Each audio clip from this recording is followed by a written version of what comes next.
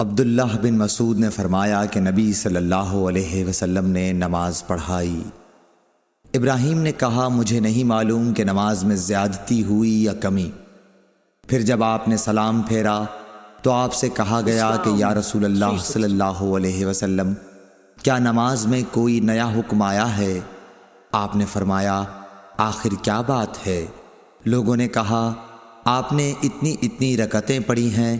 یہ سن کر آپ صلی اللہ علیہ وسلم نے اپنے دونوں پاؤں پھیرے اور قبلے کی طرف منہ کر لیا اور سہو کے 2 سجدے کیے اور سلام پھیرا۔